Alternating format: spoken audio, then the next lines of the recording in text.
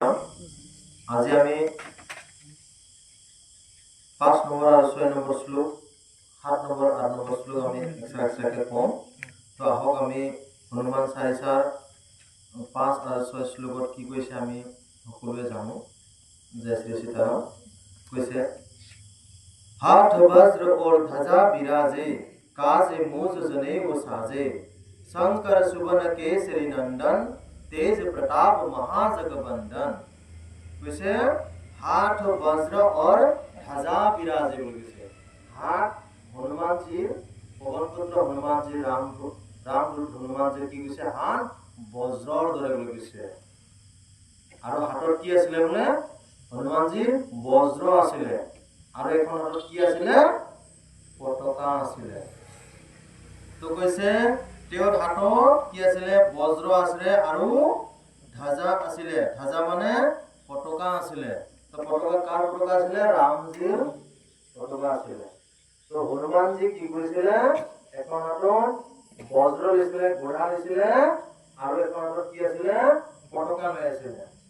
আৰু কি কৈছে काजे मूज जनेऊ साजे, कांधे मूज जनेऊ साजे বুলি কৈছে।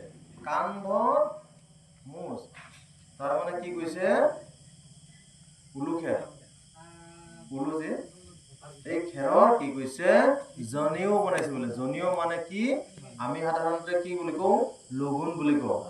তো হনুমানজী কি কৰিছিলে সেই তেতিয়াতো চাগে ৰচা নাছিলে সেনেকুৱা এতিয়াৰ দৰে আমি যেনে সূতা লওঁ। তো তেতিয়া হনুমানজী কি কৰিছিলে কিহৰ লৈছিলে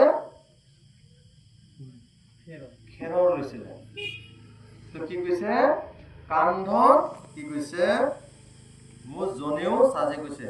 কান্ধত মুঞ্জৰ যজ্ঞ পবিত্ৰম কি কৰিছে যজ্ঞ পবিত্ৰম বা লগুণ বুলি কয় কি কৈছে সেই লগুণডালৰ কাৰণে শোভিত দেখাত কি হৈছে শোভিত হৈছে ধুনীয়া সৌন্দৰ্য হৈছে বুলি কৈছে। আৰু কি কৈছে শংকৰ সুবন কেশৰী নন্দন। তো শংকৰ কি কৈছে হনুমানজী শংকৰ মহাদেৱৰ পুত্ৰ বুলি কৈছে। এতিয়া আমি ৰামচৰিত মানসত কি পাইছো মহাদেৱ নিজে নিজৰ অৱতাৰ বুলি কৈছে।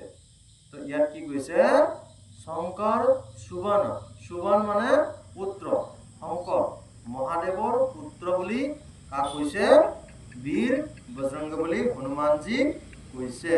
আৰু কি কৈছে কেশৰীৰ নন্দন বুলি কৈছে। কেশৰী কোন আছিলে বানৰাজ।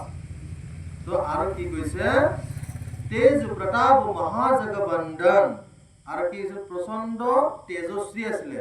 তেওঁ বিশ্বৰ বন্দিত আটাইতকৈ কি আছিলে তেজস্বী শক্তিশালী আছিলে শক্তিবান আছিলে শক্তিশালী আছিলে। কোন আছিলে হনুমানজী শক্তিশালী আছিলে।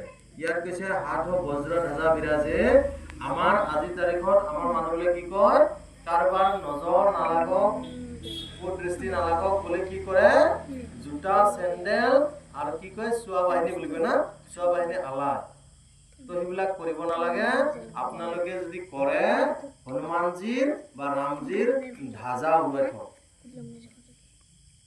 আপোনাৰ ঘৰৰ চালতকৈ অলপ যাতে ওপৰত থাকে তেতিয়াহ'লে আপোনালোকে ঈশান কোণা ঈশ্বৰৰ ওচৰত ঈশান কোণা বুলি কয় যিটো ঈশ্বৰৰ কোণ সেই কোণত আপোনালোকে ধ্বজা উৰুৱাই থওক। তেতিয়া আপোনালোকৰ কোনো কাৰণত কাৰো কুদৃষ্টি কুছায়া নাহিব। আমি জোতা চেণ্ডেল আলাবত নালাগে। আমি ঈশ্বৰৰ ধ্বজা হয় ৰামজীৰ ধ্বজা লগাওক নহ'লে হনুমানজীৰ আমি ধ্বজা লগাব লাগে। তো আজিৰ পৰা আমি গম পালো যে হনুমানজী ধ্বজা লৈ আছিলে কাৰ লৈছিলে ৰাম।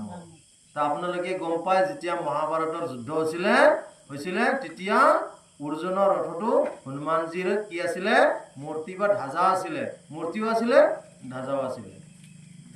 যেতিয়া মূৰ্তি বা ধ্বজা থাকিব আপোনাৰ ঘৰত তেতিয়া হনুমানজীৰ সাথ সেই ধ্বজাত বিৰাজমান হৈ থাকিব। য'ত হনুমানজী থাকিব তাত কোনো কি নাহিব কৈছে ভূত প্ৰেত নিকট নেহি আবে মহাবীৰ জব নাম শুনাবে। হয়নে নহয় তো তাৰ ক'ত ভূত প্ৰেত আহিব। তো আপোনালোকে পাৰিলে ঘৰত গৈ মিলি কি কৰিব হনুমানজীৰ ধ্বজা লগাব। জয় শ্ৰী সীতাৰাম।